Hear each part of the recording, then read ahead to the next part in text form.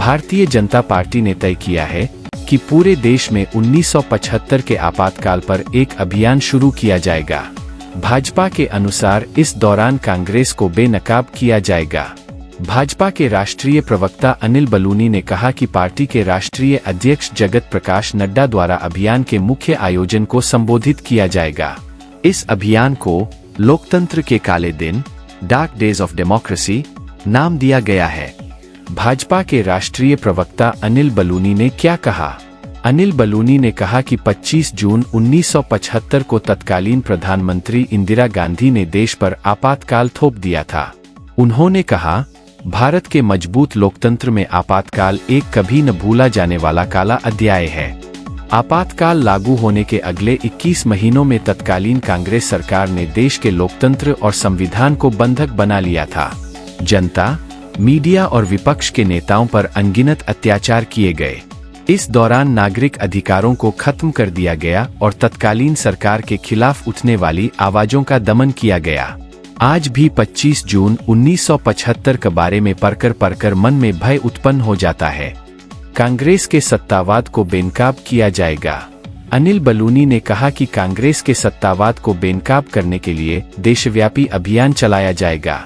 इस अभियान की शुरुआत 25 जून को दिल्ली स्थित भाजपा मुख्यालय में होगी।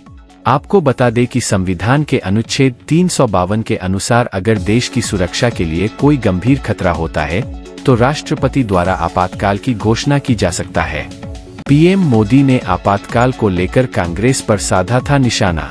प्रधानमंत्री ने आपातकाल को लेकर कांग्रेस पर निशाना साधा। उन्होंने कहा कि कल 25 जून है। 25 जून को भारत के लोकतंत्र पर लगे उस कलंक के 50 वर्ष पूरे हो रहे हैं। भारत की नई पीढ़ी कभी नहीं भूलेगी कि भारत के संविधान को पूरी तरह से नकार दिया गया था। संविधान के हर हिस्से की धज्जियां उड़ा दी गई थीं, देश को जेलखाना बना दिया गया था, लोकतंत्र को पूरी तरह दबा दिया गया था। वहीं दूसरी तरफ विधानसभा में केरल का नाम बदलने का प्रस्ताव पारित, एमएचए की मंजूरी का इंतजार।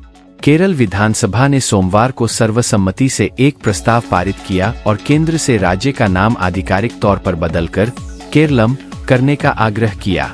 विधानसभा ने दूसरी बार प्रस्ताव पारित किया। केंद्रीय गृह मंत्रालय एमएचए ने पहले प्रस्ताव की समीक्षा की थी और कुछ तकनीकी बदलावों का सुझाव दिया था। मुख्यमंत्री पिनरई विजयन ने प्रस्ताव पेश किया। उन्होंने केंद्र से देश के संविधान की 8वीं अनुसूची में शामिल सभी भाषाओं में दक्षिण राज्य का नाम केरल से केरलम करने की मांग की। प्रस्ताव पेश करते हुए मुख्यमंत्री ने कहा कि मलयालम में राज्य को केरलम कहा जाता है और मलयालम भाषी समुदायों के लिए एकीकृत केरल बनाने की मांग राष्ट्रीय स्वाधीनता संग्राम के समय से ही जोरदार तरीके से उठी थी। लेकिन संविधान की पहली अनुसूची में हमारे राज्य का नाम केरल लिखा हुआ है। यह विधानसभा केंद्र से अनुरोध करती है कि संविधान के अनुच्छेद 3 के तहत इसका नाम बदलकर केरलम किया जाए।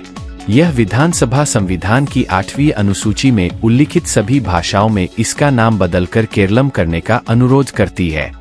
यह दूसरी बार था जब राज्य विधानसभा ने राज्य के नाम में बदलाव की मांग करते हुए एक प्रस्ताव पारित किया।